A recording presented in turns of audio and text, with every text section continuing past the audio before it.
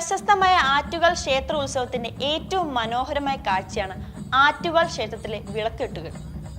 ഉത്സവത്തോടനുബന്ധിച്ച് ഭക്തർ നടത്തുന്ന പ്രധാന നേർച്ച വഴിപാട് കൂടിയാണിത്.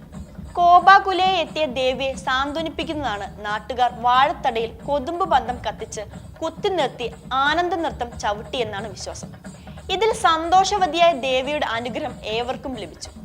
ഇതാണ് പിന്നീട് വിളക്കുകെട്ടായി മാറിയത്. പ്രത്യേകം രൂപകൽപ്പന ചെയ്ത ചപ്രങ്ങളിൽ വാഴത്തട വെച്ച് കെട്ടുന്നു. തുടർന്ന് ദേവിയുടെ ഇഷ്ടപുഷ്പങ്ങളായ ചുവന്ന ചെമ്പകം, താമര, താഴമ്പു എന്നിവ കൊണ്ട് അലങ്കരിക്കും. ചപ്രം ശിരസിലെടുക്കുന്നവരും നേർച്ചക്കാരും ഒരുപോലെ വ്രതം അനുഷ്ഠിക്കണം. അലങ്കരിച്ച വിളക്ക് ശിരസിലേറ്റി വാദ്യമേളങ്ങളോടെ ക്ഷേത്രത്തിന് മുന്നിലെത്തിക്കുന്നു.